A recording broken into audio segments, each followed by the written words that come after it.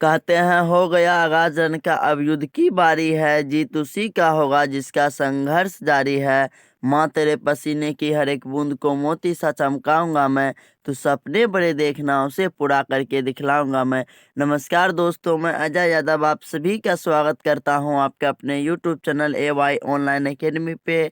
कैसे हैं आप लोग? आई होप कि आप लोग बहुत ही अच्छे होंगे और आपकी पढ़ाई भी अच्छे से चल रही होगी।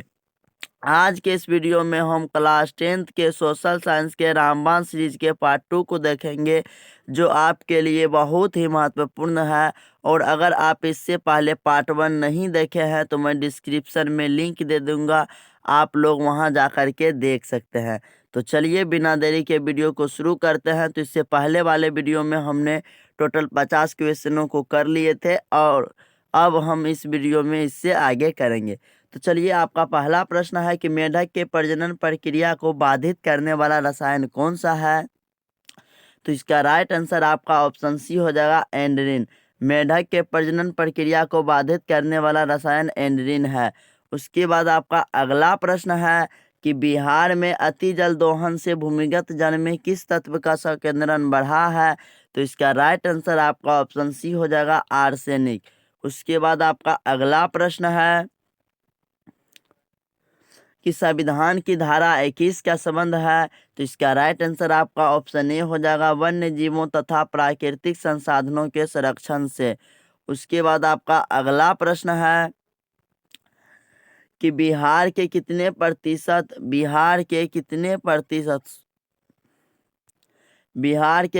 प्रतिशत भौगोलिक क्षेत्र में वन का फैलाव है?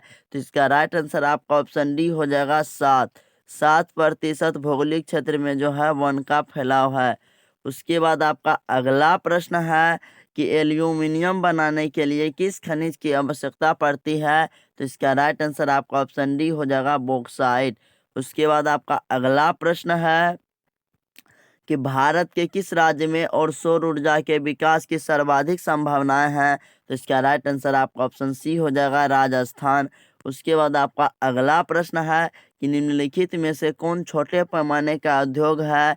तो इसका राइट आंसर आपका ऑप्शन सी हो जाएगा, खिलौना उद्योग। उसके बाद आपका अगला प्रश्न है कि देश में कितने विशेष आर्थिक क्षेत्र विकसित हैं? तो इसका राइट आंसर आपका ऑप्शन ए हो जाएगा, 10। उसके बाद आपका अगला प्रश्न है कि बिहार की सीमा में रेल मार्ग की कुल लंबाई कितनी है? तो इसका राइट आंसर आपका ऑप्शन ए हो जाएगा, 6283 किलोमीटर। उसके बाद आपका अगला प्रश्न है कि तल चिन्ह की सहायता से किसी स्थान की मापी गई ऊंचाई को क्या कहा जाता है? तो इसका राइट आंसर आपका ऑप्शन ए हो जाएगा, स्थानिक ऊंचाई।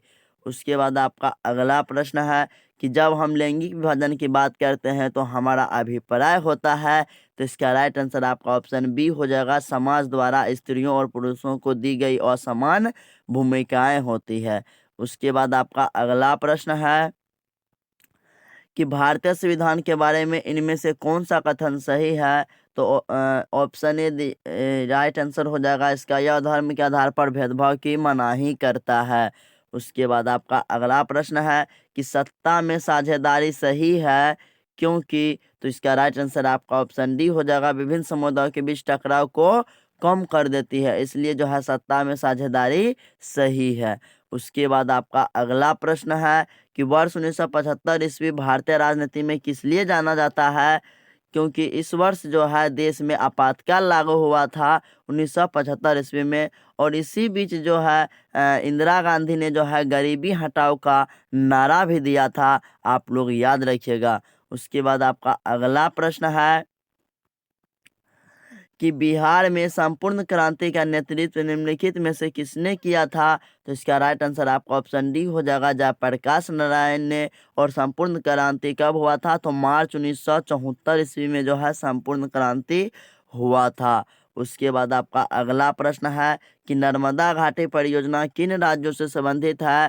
तो इसका राइट आंसर आपका ऑप्शन डी हो जाएगा, गुजरात, महाराष्ट्र और मध्य प्रदेश। उसके बाद आपका अगला प्रश्न है कि निम्नलिखित में से किसे लोकतंत्र का प्राण माना जाता है? तो इसका राइट आंसर आपका ऑप्शन डी हो जाएगा, राजनीतिक दल। उसके बाद आपका अगला प्रश्न है कि दल बदल कानून निम्नलिखित में से किस पर लागू होता है। तो इसका राइट आंसर आपका ऑप्शन ए हो जाएगा, सांसदों और विधायकों पर। दल बदल कानून सांसदों और विधायकों पर लागू होता है। उसके बाद आपका अगला प्रश्न है कि जनता दल यूनाइटेड पार्टी का गठन कब हुआ। तो इसका राइट आंसर आपका ऑप्शन बी हो जाएगा, 1999 में। और कमेंट करके बताइएगा कि भारतीय जनता पार्टी और जनता पार्टी की स्थापना कब हुई। उसके बाद आपका अगला प्रश्न है कि निम्न में से कौन अर्थव्यवस्था के प्राथमिक क्षेत्र में सम्मिलित है। तो आप सभी को पता है कि कृषि क्षेत्र को प्राथमिक क्षेत्र, सेवा क्षेत्र को तृतीयक क्षेत्र और औद्योगिक क्षेत्र को द्वितीयक क्षेत्र कहते हैं। तो इसका राइट आंसर आपका ऑप्शन बी हो जाएगा, कृषि क्षेत्र। कृषि क्षेत्र को प्राथमिक क्षेत्र के नाम से जाना जाता है। उसके बाद आपका अगला प्रश्न है कि जिस देश की प्रति व्यक्ति अधिक होती है वह देश क्या कहलाता है। बिल्कुल लल्लू राम जैसा प्रश्न हो गया ये। तो इसका राइट आंसर आपका ऑप्शन बी हो जाएगा, विकसित। जिस देश की प्रति व्यक्ति अधिक होती है वह देश विकसित कहलाता है। उसके बाद आपका अगला प्रश्न है कि बिहार के किस जिले के प्रति व्यक्ति सर्वाधिक है। तो इसका राइट आंसर आपका ऑप्शन ए हो जाएगा, पटना। और सबसे कम की बात करें तो वो हमारा शिवहर जिला है। तो बिहार के सबसे अधिक प्रति व्यक्ति आय वाला जिला आपका पटना हो जाएगा, और सबसे कम आय वाला जिला जो हो जाएगा वो शिवहर हो जाएगा। उसके बाद आपका अगला प्रश्न है कि भारत का केंद्रीय बैंक कौन सा है। तो इसका राइट आंसर आपका ऑप्शन ए हो जाएगा, रिजर्व बैंक ऑफ इंडिया। इसकी स्थापना कब हुई। तो 1935 ईस्वी में हुई। तो इसका कभी कभी फुल नाम भी पूछ लेता है, तो यहाँ पर तो फुल नाम दिया हुआ है, आरबीआई देगा और पूछेगा आरबीआई का फुल फॉर्म क्या है। उसके बाद आपका अगला प्रश्न है कि व्यावसायिक बैंकों का सर्वप्रथम राष्ट्रीयकरण कब किया गया। तो इसका राइट आंसर आपका ऑप्शन सी हो जाएगा, 1969 ईस्वी में। उसके बाद आपका अगला प्रश्न है कि ऊर्जा के मुख्य स्रोत क्या हैं। ऑप्शन ए कोयला, ऑप्शन बी विद्युत, option C petroleum, option D इनमें से सभी। तो इसका राइट आंसर आपका ऑप्शन डी हो जाएगा, इनमें से सभी, क्योंकि कोयला, विद्युत, पेट्रोलियम ये सभी ऊर्जा के मुख्य स्रोत हैं। उसके बाद आपका अगला प्रश्न है कि इनमें से कौन सी बहुराष्ट्रीय कंपनी है। Option A Ford Motors, option B Coca Cola, option C Samsung. तो ये तीनों बहुराष्ट्रीय कंपनी है। तो इसका राइट आंसर आपका ऑप्शन डी हो जाएगा, इनमें से सभी। उसके बाद आपका अगला प्रश्न है कि उपभोक्ता अधिकार दिवस कब मनाया जाता है। तो इसका राइट आंसर आपका ऑप्शन बी हो जाएगा, 15 मार्च को। और उपभोक्ता संरक्षण अधिनियम कब लागू हुआ। तो 1986 में, याद रखिएगा।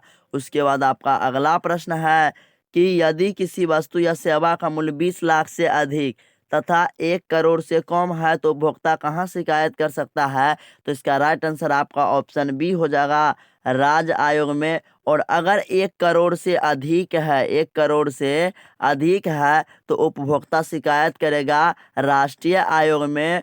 और 0 से लेकर के 20 लाख तक है तो उपभोक्ता शिकायत जिला फॉर्म में करेगा, याद रखिएगा। उसके बाद आपका अगला प्रश्न है कि सुनामी का प्रमुख कारण क्या है। तो इसका राइट आंसर आपका ऑप्शन ए हो जाएगा, समुद्र से भूकंप का आना जो है सुनामी का प्रमुख कारण है। उसके बाद आपका अगला प्रश्न है कि भूकंप केंद्र के ऊर्ध्वाधर पृथ्वी पर स्थित केंद्र को क्या कहा जाता है। तो इसका राइट आंसर आपका ऑप्शन बी हो जाएगा, अधिकेंद्र। उसके बाद आपका अगला प्रश्न है कि किस युद्ध के बाद जर्मनी का एकीकरण पूरा हुआ। तो इसका राइट आंसर आपका ऑप्शन डी हो जाएगा, सेडोन के युद्ध के बाद। उसके बाद आपका अगला प्रश्न है कि साम्यवादी घोषणा पत्र के लेखक थे। तो इसका राइट आंसर आपका ऑप्शन डी हो जाएगा, कार्ल मार्क्स और एंगल्स। साम्यवादी घोषणा पत्र के लेखक कार्ल मार्क्स और एंगल्स थे। उसके बाद आपका अगला प्रश्न है कि अखिल भारतीय किसान सभा का गठन किस वर्ष हुआ था। तो इसका राइट आंसर आपका ऑप्शन डी हो जाएगा, 1936 ईस्वी में। इसका फुल फॉर्म यानी कि AITUC की स्थापना कब हुई थी। तो 1936 ईस्वी में। तो इसका फुल फॉर्म भी कभी कभी पूछ सकता है। उसके बाद आपका अगला प्रश्न है कि भारत में Tata hydro electric power station की स्थापना कब हुई। तो इसका राइट आंसर आपका ऑप्शन ए हो जाएगा, 1910 ईस्वी में। उसके बाद आपका अगला प्रश्न है कि मुद्रण सबसे पहले किस देश में आरंभ हुआ, तो इसका राइट आंसर आपका ऑप्शन ए हो जाएगा चीन। उसके बाद आपका अगला प्रश्न है कि किस वर्ष साइमन कमीशन भारत आया, तो इसका राइट आंसर आपका ऑप्शन डी हो जाएगा 1928 ईस्वी में। उसके बाद आपका अगला प्रश्न है कि 95 स्थापनाएं किसकी रचना है, तो इसका राइट आंसर आपका ऑप्शन ए हो जाएगा मार्टिन लूथर का। उसके बाद आपका अगला प्रश्न है कि गुटेनबर्ग ने सर्वप्रथम किस पुस्तक की छपाई की, तो इसका राइट आंसर आपका ऑप्शन सी हो जाएगा बाइबल। उसके बाद आपका अगला प्रश्न है कि हिंद स्वराज पुस्तक के लेखक कौन है, तो इसका राइट आंसर आपका ऑप्शन ए हो जाएगा महात्मा गांधी। उसके बाद आपका अगला प्रश्न है कि औद्योगिक क्रांति योजना के तहत पहले या शुरू में कौन से उद्योग शामिल थे, तो इसका राइट आंसर आपका ऑप्शन ए हो जाएगा कोयला, कपास और लौह। उसके बाद आपका अगला प्रश्न है कि निम्नलिखित में से किसे साम्यवाद के संस्थापक के रूप में माना जाता है, तो इसका राइट आंसर आपका ऑप्शन डी हो जाएगा कार्ल मार्क्स। उसके बाद आपका अगला प्रश्न है कि कौन से संशोधन अधिनियम द्वारा सरकार का तीसरा स्तर बनाया गया था, तो इसका राइट आंसर आपका ऑप्शन बी हो जाएगा 73वां संशोधन। उसके बाद आपका अगला प्रश्न है कि निम्न में से कौन सा पंचायती राज व्यवस्था का दूसरा स्तर है, तो इसका राइट आंसर आपका ऑप्शन सी हो जाएगा पंचायत समिति। पंचायती राज व्यवस्था का दूसरा स्तर जो है वो पंचायत समिति है। उसके बाद पहला स्तर आपका ग्राम पंचायत है। उसके बाद आपका अगला प्रश्न है कि निम्न में से कौन सी स्थिति लोकतंत्र की सफलता के लिए सबसे आवश्यक है, तो इसका राइट आंसर आपका ऑप्शन ए हो जाएगा मजबूत जनमत। उसके बाद आपका अगला प्रश्न है कि निम्नलिखित व्यक्तियों में कौन लोकतंत्र में रंगभेद के विरोधी नहीं थे, तो आप सभी को पता है कि जेड गुडी जो थे लोकतंत्र में रंगभेद के विरोधी नहीं थे, इसलिए इसका राइट आंसर आपका ऑप्शन डी हो जाएगा। उसके बाद आपका अगला प्रश्न है कि राजनीतिक दलों की नींव सर्वप्रथम किस देश में पड़ी, तो आप सभी को पता है कि राजनीतिक दलों की नींव सर्वप्रथम ब्रिटेन में पड़ी, इसलिए इसका राइट आंसर आपका ऑप्शन ए हो जाएगा। उसके बाद आपका अगला प्रश्न है कि भारत में किस तरह के लोकतंत्र की व्यवस्था की गई है, तो इसका राइट आंसर आपका ऑप्शन बी हो जाएगा अप्रत्यक्ष। भारत में अप्रत्यक्ष लोकतंत्र की व्यवस्था की गई है। उसके बाद आपका अगला प्रश्न है कि इनमें से कौन सी राज्य की विशेषता नहीं है, तो इसका राइट आंसर आपका ऑप्शन ए हो जाएगा जनसंख्या। उसके बाद आपका अगला प्रश्न है कि राजनीतिक दलों की मान्यता और उनका चिन्ह किसके द्वारा प्रदान किया गया है, तो इसका राइट आंसर आपका ऑप्शन सी हो जाएगा निर्वाचन आयोग द्वारा। उसके बाद आपका अगला प्रश्न है कि जिस देश की राष्ट्रीय आय अधिक होती है वह देश कहलाता है, तो इसका राइट आंसर आपका ऑप्शन बी हो जाएगा विकसित। तो वीडियो को यहीं पर एंड करते हैं, क्योंकि इससे अधिक प्रश्न को करते हैं तो वीडियो बहुत ही अधिक लंबा हो जाएगा। तो इस वीडियो में टोटल हमने 50 क्वेश्चनों को किया, और इनमें से आपको कितने याद थे कमेंट में अवश्य बताइएगा। और अगर आपको वीडियो अच्छी लगी तो वीडियो को प्लीज़ लाइक, शेयर और कमेंट अवश्य कर दीजिएगा। साथ ही आप हमारे चैनल को सब्सक्राइब अवश्य कीजिएगा, ताकि जब भी कोई नई वीडियो हम अपलोड करें तो सबसे पहले नोटिफिकेशन आपके पास जाए और आप वीडियो को जो है देख पाए और अपनी पढ़ाई को जारी रख पाए। तब thanks for watching this video. मिलते हैं आपसे नेक्स्ट वीडियो में, तब तक के लिए बाय।